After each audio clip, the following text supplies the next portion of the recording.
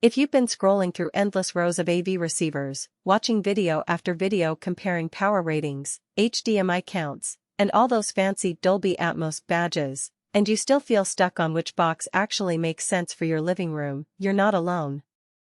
I've been there, sitting with a notebook full of specs, trying to guess whether I'll end up with a system that sounds amazing on movie night but sits idle most evenings, or one that feels cheap the moment you crank the volume. That uncertainty, the fear of dropping a good chunk of cash on something that won't fit your space or your habits, is exactly why I'm doing this deep dive. Link is in the description if you want to check the product details on Amazon. First off, let's talk about what matters in a home theater receiver beyond the headline numbers. In real life, you're juggling a TV that might be 4K, a game console that can push 120 Hz, a streaming stick that talks to Alexa, maybe a turntable for vinyl evenings, and a pair of wireless speakers you want to toss into the bedroom.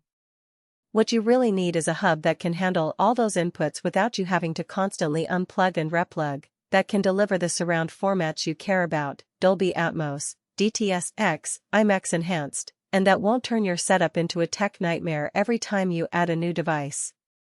The hidden trade-offs usually show up after the box is on the shelf: the learning curve of speaker calibration, the amount of power you actually need for your room size, and whether the user interface lets you switch from a movie soundtrack to a vinyl record without digging through menus. That's the lens I used when I started looking at the Marantz Cinema 50, a 9.4-channel receiver that promises 110 watts per channel, 8K per 120 Hz pass-through, and a suite of streaming options via HEOS, Bluetooth, and Wi-Fi. On paper it sounds like a future-proof beast, but the question is, does it translate to a smoother, more enjoyable everyday experience, and is the price justified for a typical home theater enthusiast? Who should consider the Cinema 50? If you're building a dedicated home theater room, or you already have a 7.1 or 9.1 speaker layout and you want to add height speakers for Atmos, this receiver gives you the extra 2 channels you need without buying a separate processor. The 110 watt per channel rating is generous enough to drive most floor-standing speakers in a medium-sized room, so you won't be fighting for volume when you crank up an action sequence. The inclusion of the HDAM, high-definition audio module, is a Marantz hallmark. It processes the surround formats in a way that many reviewers note brings out clearer dialogue and tighter bass integration, which matters when you're watching a dialogue-heavy drama or listening to a live concert recording. If you also enjoy multi-room music, the built-in HEOS platform means you can stream the same track to a kitchen speaker or a patio amp from the same app, and the voice control integration, Alexa, Google Assistant, lets you say, "Hey Alexa, set the movie volume to 20" without grabbing the remote. That convenience factor is a real time-saver for families that have the TV on in the living room while the kids are doing homework in the next room. Now, who should skip it? If you live in a studio apartment, or your primary viewing setup is a 55-inch TV in a modest space, you probably don't need 9 channels or an 8K HDMI pipeline. The extra power may be overkill, and you'll be paying for headroom you'll never use.